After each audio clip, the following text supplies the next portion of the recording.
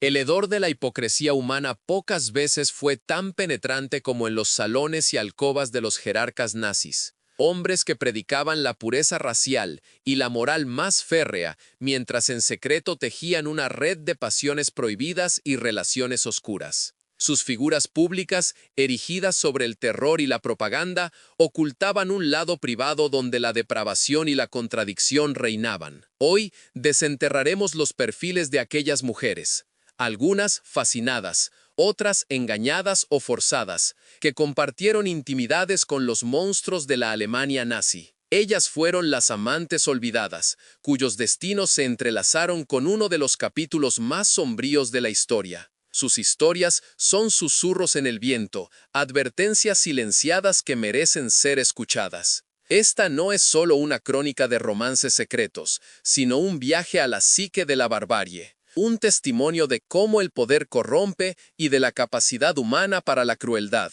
incluso en los confines más íntimos. Prepárense para una inmersión en la oscuridad de un pasado que aún nos persigue. Nuestra primera historia nos lleva a un rincón improbable de la diplomacia y el espionaje, donde una mujer española, Sofía, se vio enredada en la red de un hombre peligroso. Sofía era una bailaora de flamenco, con el fuego de su tierra en cada movimiento y la pasión en cada mirada. Nacida en una pequeña aldea andaluza, su arte la había llevado a los escenarios más prestigiosos de Europa. Hablaba varios idiomas con fluidez, un don que la hacía destacar no solo por su talento, sino por su intelecto. Su gracia y su ingenio llamaron la atención del barón Werner Brandt, un alto oficial de las SS, cuando éste se encontraba en una misión en la Madrid de 1941, una ciudad que aún lamía las heridas de su propia guerra civil. Brandt, un hombre de maneras refinadas pero ojos fríos, quedó prendado de la vitalidad de Sofía. Era un contraste absoluto con la rigidez prusiana que lo rodeaba en Alemania.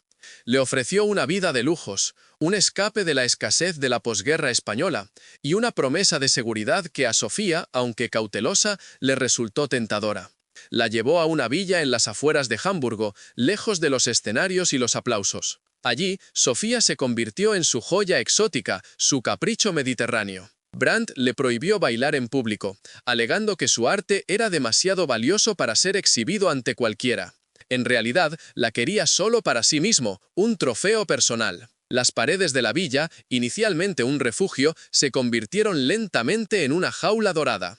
Sofía notaba la creciente tensión en el aire, las noticias sombrías que llegaban por la radio y las largas ausencias de Brandt. Él le hablaba de una nueva Europa, de un orden glorioso, pero ella veía el miedo en los ojos de los sirvientes alemanes y escuchaba los susurros de la resistencia. Un día, mientras Brandt estaba ausente, Sofía descubrió documentos inquietantes en su estudio, planos de fábricas que no eran para la industria civil, sino para la producción masiva de armas, y reportes que hablaban de reubicaciones de poblaciones enteras. El horror se apoderó de ella al entender la verdadera naturaleza de los asuntos de su amante. Su corazón de bailaora, que antes latía al compás de la guitarra, ahora lo hacía con un terror helado. Sabía que Brandt no era solo un diplomático o un oficial, sino un engranaje fundamental en la maquinaria de la muerte. Su lujosa prisión se había transformado en la antesala del infierno. La vida en la villa se volvió insoportable para Sofía. Cada sonrisa de Brandt, cada gesto de afecto, le parecía una máscara macabra. Empezó a buscar formas de escapar, no solo de él, sino de la verdad que la asfixiaba. Se contactó discretamente con una sirvienta de origen polaco, Janina, quien compartía su angustia. Juntas idearon un plan audaz. Sofía usaría su encanto para obtener información valiosa de Brandt, detalles sobre sus viajes y contactos, mientras Janina, con la ayuda de su red clandestina, buscaría una vía de escape. El riesgo era inmenso, el fracaso significaría una muerte segura.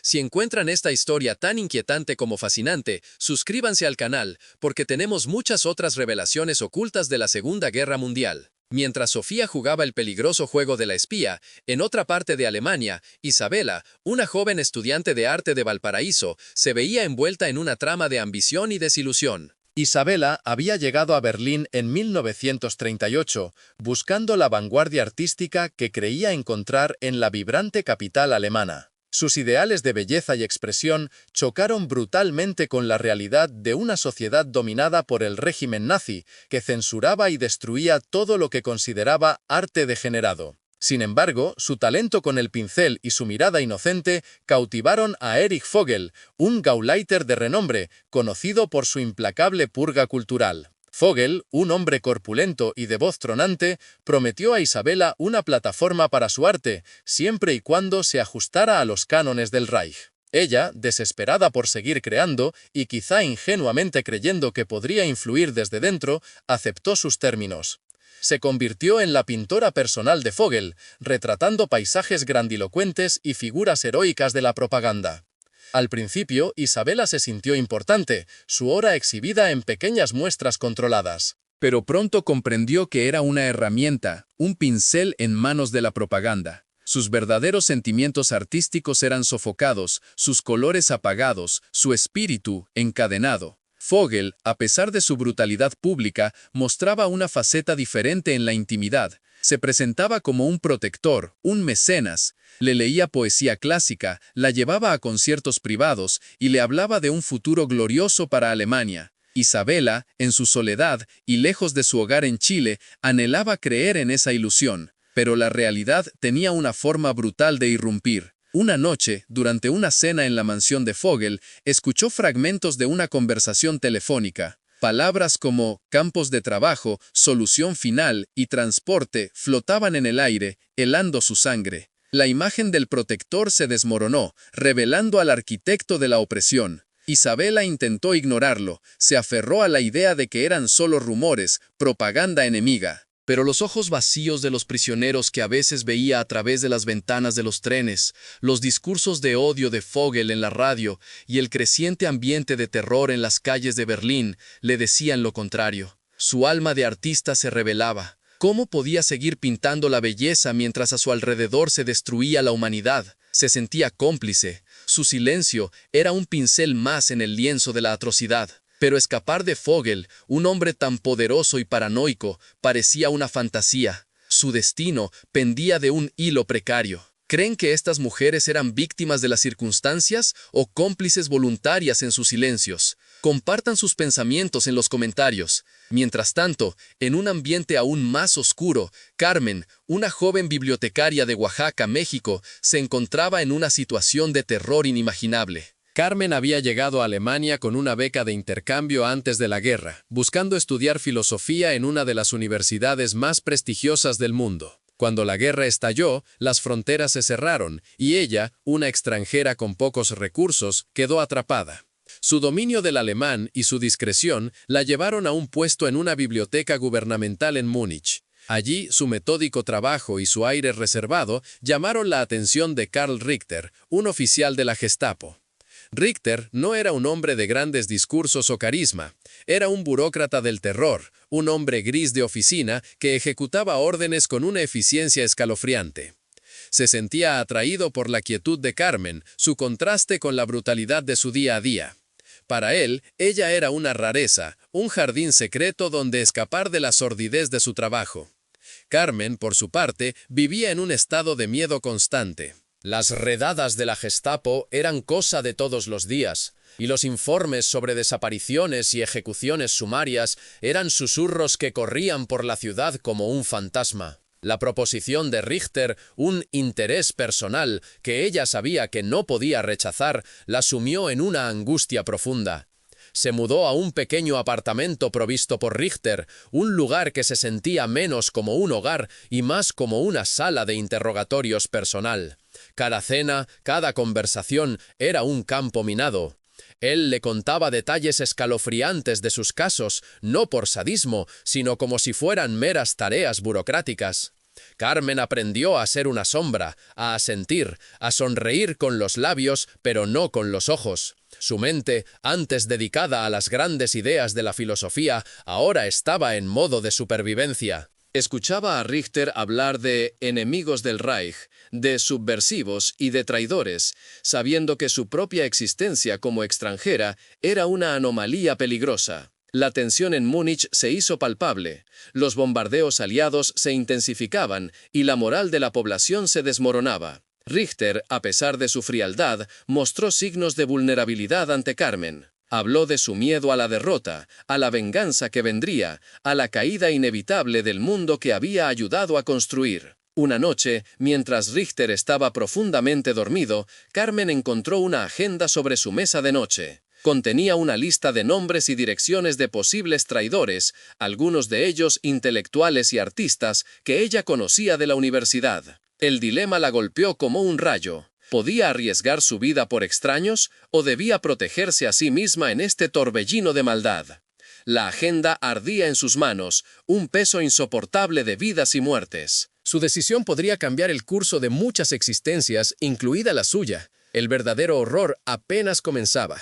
Si has llegado hasta aquí, significa que esta historia realmente te ha cautivado. Así que deja un like y activa las notificaciones para no perderte nuestros próximos documentales. Para Sofía, la bailadora andaluza, el tiempo en la villa de Brandt se agotaba. Había logrado reunir información vital sobre movimientos de tropas y rutas de suministros, detalles que pasaba a Janina, la sirvienta. La red clandestina, asombrosamente organizada, había prometido una vía de escape, un pasaje oculto en un carguero sueco que partiría desde el puerto de Hamburgo. La noche designada para la huida fue un tormento de nervios. Una densa niebla cubría la ciudad, un velo que a la vez prometía y amenazaba. Brandt había partido a una reunión urgente en Berlín, lo que les dio la ventana de oportunidad que tanto anhelaban. Con el corazón en la garganta, Sofía se deslizó fuera de la villa, llevando consigo solo una pequeña maleta con sus papeles y un brazalete de plata de su madre, su único recuerdo de una vida anterior. Pero el destino, o la brutal eficiencia de la Gestapo, jugó en su contra.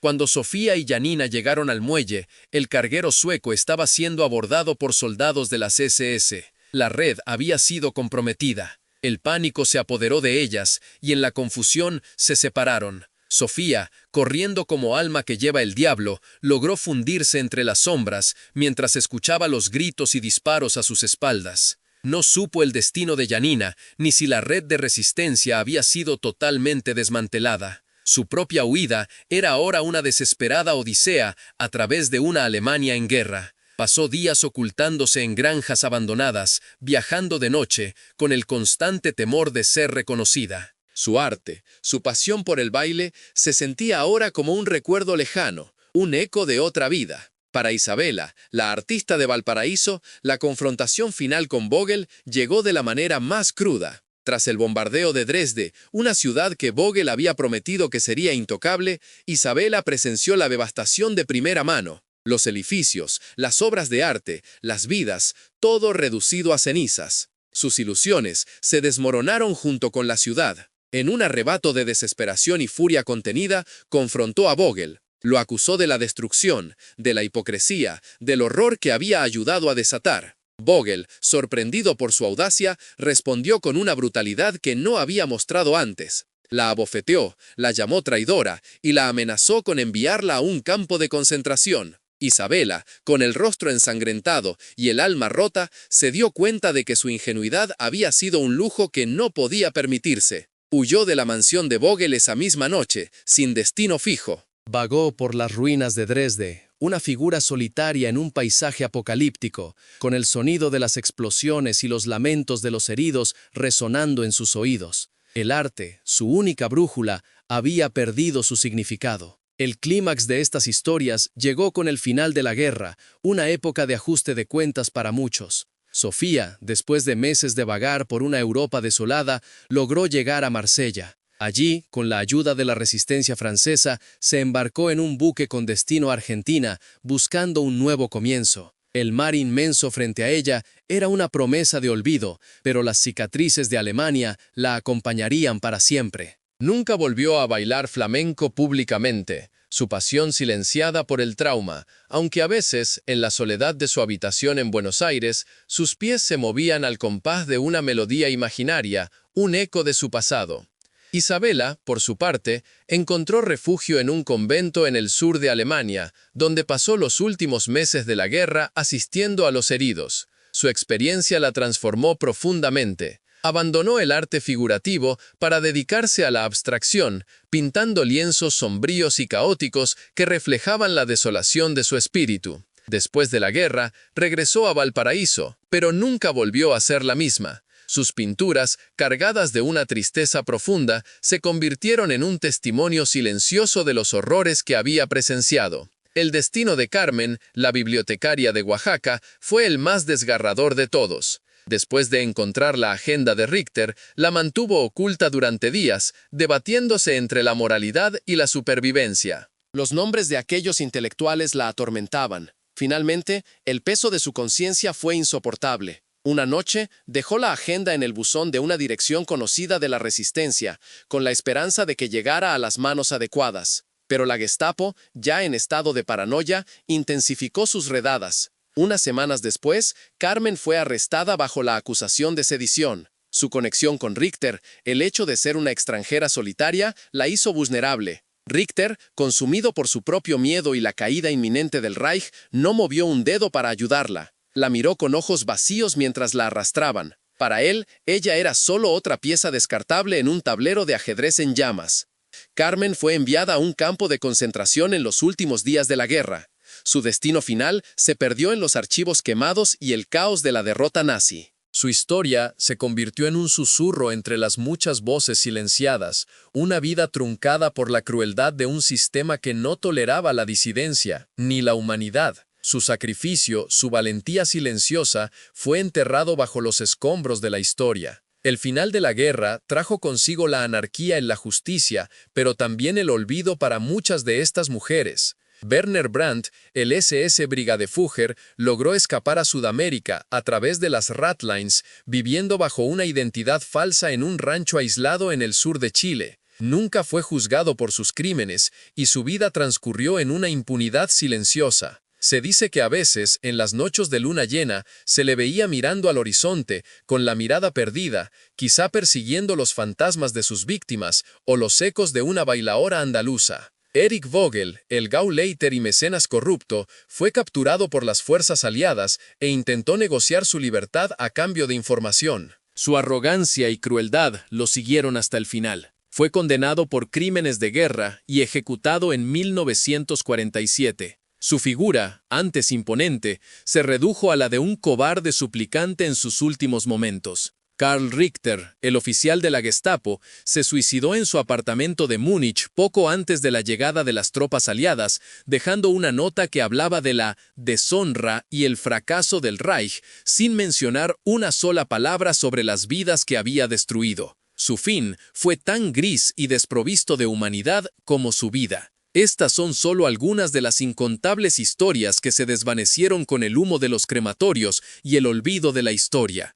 Mujeres de diversos orígenes, atrapadas en el torbellino de la crueldad nazi, sus vidas irrevocablemente alteradas, muchas de ellas silenciadas para siempre. Sus nombres, sus sueños, sus tragedias son un recordatorio de que la guerra no solo aniquila ejércitos, sino que devora las almas y los destinos individuales, dejando un rastro de cicatrices invisibles.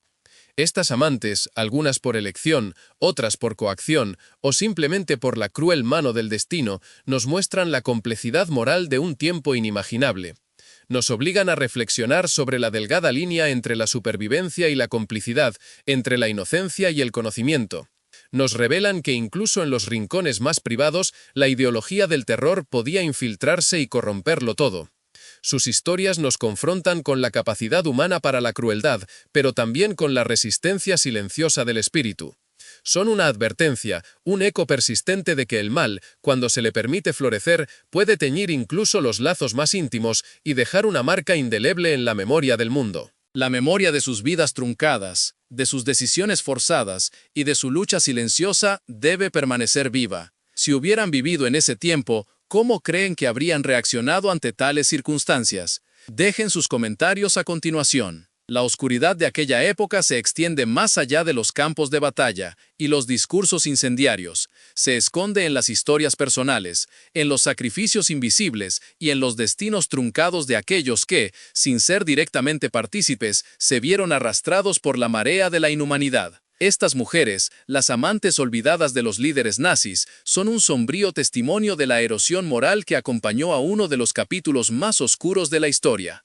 Sus vidas son un recordatorio conmovedor de la fragilidad de la humanidad ante el ascenso del fanatismo y el poder absoluto, y en su olvido reside una verdad aún más aterradora.